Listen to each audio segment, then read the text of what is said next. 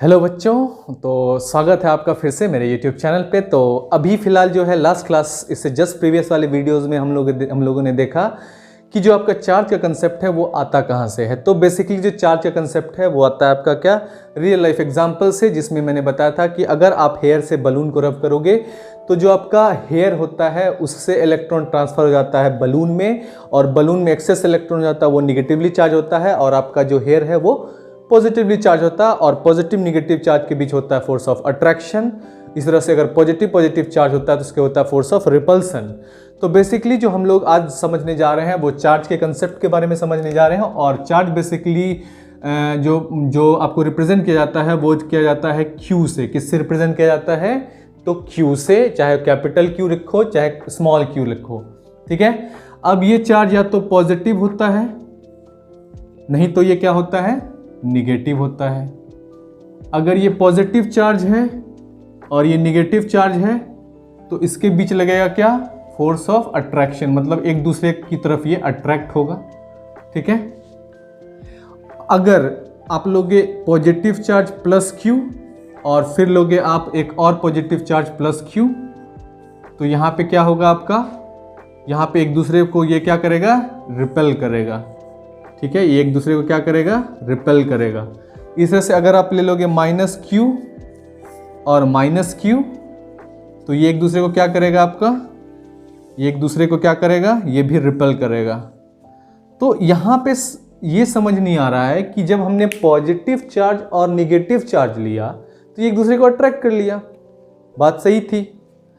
अब यहाँ पे प्लस क्यू लिया, यहाँ भी प्लस क्यू लिया, फोर्स ऑफ रिपल्सन क्यों हो गया। और यहाँ पे माइनस क्यू लिया तो फोर्स ऑफ रिपल्सन क्यों लिया। तो एक्चुअली ऐसा होता है, और इसी कंसेप्ट को कहते हैं, इसी कंसेप्ट को पढ़ोगे आप टाइप्स ऑफ चार्जेस में। और टाइप्स ऑफ चार्जेस कहने का मतलब क्या है कि अपोजिट नेचर का चार्ज, मतलब एक प्लस है तो एक माइनस है, और सेम नेचर का चार्ज कहने का मतलब ये कि एक प्लस है तो दूसरा भी प्लस है, एक माइनस है तो दूसरा भी माइनस है। तो अगर सेम नेचर का चार्ज है, मतलब सेम नेचर का प्लस क्यू या फिर माइनस क्यू, तो यहां पे क्या हो रहा है आपका, रिपल्सन हो रहा है कि नहीं हो रहा है, क्या हो रहा है, यहां पे रिपल्सन हो रहा है। और अगर ये अपोजिट नेचर का चार्ज हो तो यहां क्या हो रहा है, अट्रैक्शन हो रहा है, अट्रैक्शन हो रहा है। तो जब अपोजिट नेचर का चार्ज होता है इसी को कहते क्या है, अनलाइक चार्ज। इसको क्या कहते हैं, अनलाइक चार्ज। और जो आपका सेम नेचर का चार्ज है, मतलब प्लस क्यू माइनस क्यू, इसको क्या कहते हैं, लाइक चार्ज। क्या कहते हैं इसको, लाइक चार्ज। तो अनलाइक चार्ज जो है वो एक दूसरे को क्या करता है, अट्रैक्ट कर रहा है, और जो लाइक चार्ज है वो एक दूसरे को क्या कर रहा है, रिपेल कर रहा है। तो इसलिए यहां पे जो अट्रैक्शन और रिपल्सन हो रहा है वो हो रहा है एक फोर्स के कारण, और बस उसी फोर्स को क्या कहते हैं, इलेक्ट्रोस्टैटिक फोर्स, ठीक है। और ये इलेक्ट्रोस्टैटिक फोर्स जो है इसको किसने डिस्कवर किया था, तो कूलम्ब्स ने किया था। इसलिए यहीं से आपका कंसेप्ट आ जाता है किसका, कूलम्ब्स लॉ का। तो कूलम्ब्स लॉ को डील करने से पहले एक और चीज मैं आपको यहां पे बताना चाहूंगा, वो ये है कि चार्ज का कुछ प्रॉपर्टीज होता है। प्रॉपर्टीज कहने का मतलब ये कि पहला प्रॉपर्टी जो चार्ज का होता है वो होता है क्या, कि चार्ज कैन बी एडेड। मान ली चार्ज को रिप्रेजेंट बेसिकली हम लोग करते हैं कूलम्ब से। एक और चीज, चार्ज को हम लोग रिप्रेजेंट करते हैं किससे, कूलम्ब से। और बेसिकली आपका 1 कूलम्ब में है ना, इसमें लगभग हो जाता है आपका 6.24 इंटू 10⁻18 इलेक्ट्रॉन्स। इतना नंबर ऑफ इलेक्ट्रॉन्स होता है इसमें, ठीक है। कितने कूलम्ब में, 1 कूलम्ब चार्ज में, बहुत ह्यूज अमाउंट ऑफ चार्ज है 1 कूलम्ब। और ये जो 1 कूलम्ब चार्ज है इसमें इतना नंबर ऑफ इलेक्ट्रॉन्स होता है, ठीक है। तो एक इलेक्ट्रॉन पे कितना चार्ज होगा, तो इस पूरे ये जो पूरा फॉर्म है इसको 1 इसके इधर ले आइएगा, तो एक इलेक्ट्रॉन पे जो चार्ज होगा वो हो जाएगा कितना, तो electron is equal to 1 coulomb upon 6.24 into 10⁻18, ठीक है। अब इसको अगर सॉल्व कर लोगे, 1 इसको 10 टू द पावर क्या हो जाएगा, ऊपर जाएगा तो 10⁻18 हो जाएगा, और इंटू ये क्या हो जाएगा 1/6.24। इसको जब सॉल्व कर लोगे तो ये वैल्यू आ जाएगा 1.6 इंटू 10⁻19 कूलम। तो एग्जैक्टली 1 इलेक्ट्रॉन पे जो चार्ज होता है वो कितना होता है, 1 इलेक्ट्रॉन रहेगा तो E माइनस, तो यहाँ पे लगा दो माइनस 1.6 इंटू 10⁻19 कूलम।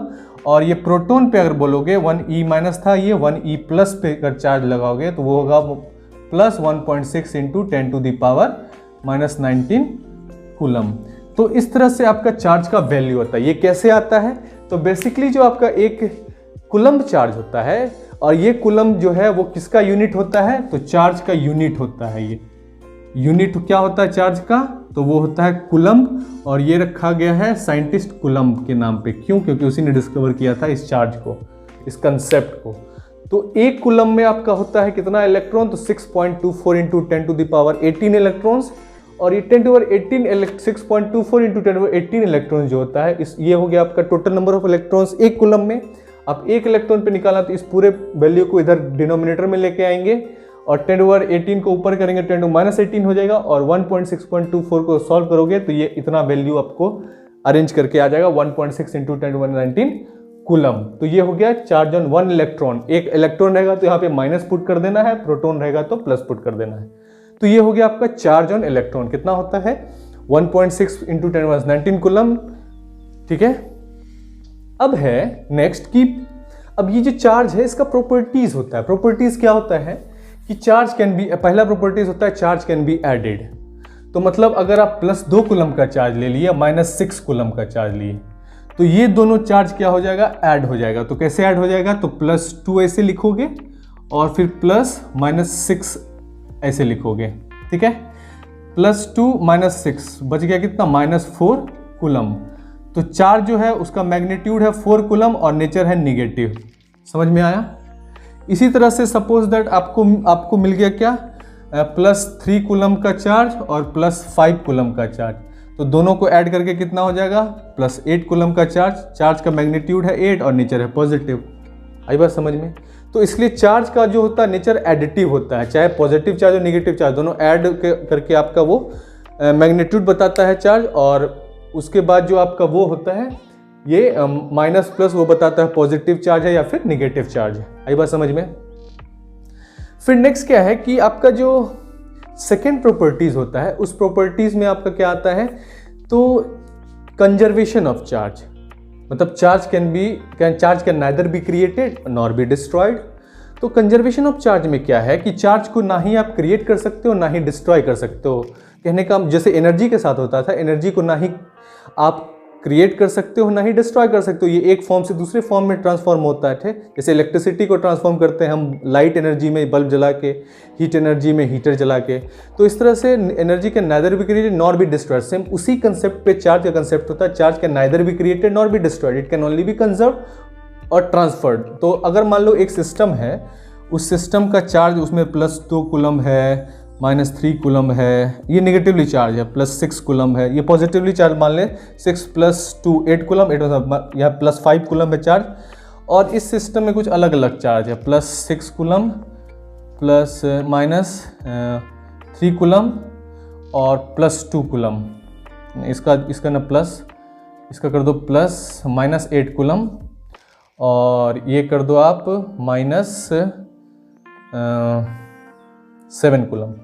तो बेसिकली जो है इसका सम होके कितना आ जाना चाहिए, ये हो जाना चाहिए +5 कूलम आ जाएगा। ठीक है, तो चार्ज का वैल्यू कुछ भी हो उससे फ़र्क नहीं पड़ता, लेकिन टोटल चार्ज यूज़ होने के बाद जो सिस्टम है टोटल चार्ज वो कंजर्व होगा, +5 कूलम यूज़ होने से पहले, +5 कूलम यूज़ होने के बाद। तो इसलिए कंजर्वेशन ऑफ चार्ज में बेसिकली आपको क्या देखना होता है, charge can neither be created nor be destroyed, it can only be conserved और it can only be transformed from one form to other. तो ये आपका दूसरा प्रॉपर्टीज होता है कंजर्वेशन ऑफ चार्ज में। तो पहला प्रॉपर्टीज क्या था, एडिटिव नेचर ऑफ चार्ज, दूसरा प्रॉपर्टीज है कंजर्वेशन ऑफ चार्ज। आई बात समझ में। फिर नेक्स्ट कंसेप्ट आता है एक और, जिसमें आपको बेसिकली क्या करना होता है, क्वांटाइजेशन ऑफ चार्ज को पढ़ना होता है। तो क्वांटाइजेशन ऑफ चार्ज में अब ये Q जो है, ये Q क्या होता है, तो ये होता है क्या, इंटीग्रल मल्टीपल किसका, तो n × E का।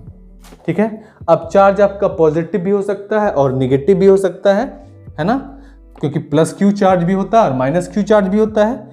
तो अब यहाँ पे ये होता क्या है, तो ये n जो है वो इंटीजर है, मतलब n आपका +1 भी हो सकता है और -1 भी हो सकता है। फिर n आपका +2 भी हो सकता है और -2 भी हो सकता है, फिर n आपका +3 और वो भी हो सकता है, -3 भी हो सकता है। इस तरह से ये ±NE हो जाएगा, जिसमें E जो है वो क्या है आपका चार्ज ऑन इलेक्ट्रॉन, जिसका वैल्यू अभी हमने कितना निकाला था 1.6 × 10⁻⁻19 कूलम। तो इसलिए जो चार्ज होता है ना वो क्या होता है, वो इंटीग्रल मल्टीपल होता है किसका, चार्ज का। तो ये Q जो है वो इंटीग्रल मल्टीपल होता है एलिमेंट्री चार्ज इलेक्ट्रॉन और प्रोटॉन का, जिसका वैल्यू था 1.6 × 10⁻90 कूलम। तो इसी को कहते हैं क्वांटाइजेशन ऑफ चार्ज। इसी कंसेप्ट को क्या कहते हैं, क्वांटाइजेशन ऑफ चार्ज। तो ये सारा जो है आपको मेरे प्लेलिस्ट में मिल जाएगा अरेंज्ड वे में, माइंड मैप तरीके से नेक्स्ट वीडियो में। तो वहाँ पे आपको क्या है, इससे आपको वहाँ से आपको डेफिनेशन भी मिल जाएगा, डेरिवेशन भी मिल जाएगा और सारा चीज़ अरेंज्ड मिलेगा। उसको आप आसानी से क्या कर सकते हो, माइंड मैप करके A4 साइज पेपर या फिर अपने नोट्स या फिर चार्ट पेपर पे बना के उसको याद रख सकते हो। तो आई होप कि यहाँ पे आपको बेसिक कंसेप्ट समझ में आएगा कि चार्ज में बेसिकली फोर्स ऑफ अट्रैक्शन और फोर्स ऑफ रिपल्सन होता है, और ये फोर्स ऑफ अट्रैक्शन और फोर्स ऑफ रिपल्सन होता है, इसी कंसेप्ट से आया है अनलाइक चार्ज और लाइक चार्ज का कंसेप्ट। तो अनलाइक चार्ज जो है एक दूसरे को अट्रैक्ट करता है और अलाइक चार्ज एक दूसरे को रिपेल करता है, और यही फोर्स ऑफ अट्रैक्शन और फोर्स ऑफ रिपल्सन को कहते हैं इलेक्ट्रोस्टैटिक फोर्स। अब ये जो चार्ज का कंसेप्ट है, इस चार्ज के कंसेप्ट में आपका इलेक्ट्रॉन में बेसिकली क्या होता है, एक कूलम चार्ज का जो यूनिट होता है वो 1 कूलम होता है, जिसका वैल्यू होता है 6.24 × 10⁻18 होता है। इसमें इतना नंबर ऑफ इलेक्ट्रॉन्स होता है। अब इसका चार्ज कैलकुलेट करना है तो इस पूरे वैल्यू को 1 के नीचे ले डिनोमिनेटर में, इस 10⁻18 ऊपर जाए 10⁻18 हो जाएगा, और 1/6.24 को सॉल्व करके आपका वैल्यू आ जाएगा 1.6 × 10⁻19 कूलम। तो ये हो गया आपका क्या, चार्ज का कंसेप्ट, जिसमें हमने देखा कि चार्ज का यूनिट क्या होता है, चार्ज का टाइप्स क्या होता है और चार्ज का प्रॉपर्टीज़ क्या होता है। अब जो नेक्स्ट प्लेलिस्ट होगा उसमें आपको ये सारा चीज़ अरेंज और माइंड मैप्ड तरीके में मिल जाएगा। उस वीडियो से आप आसानी से नोट्स बना सकते हो, उसको माइंड मैप कर सकते हो, उसको एक चार्ट पेपर पे बना सकते हो, A4 साइज पेपर पे बना सकते हो, और ये तो अपने नोट्स पे बना सकते हो।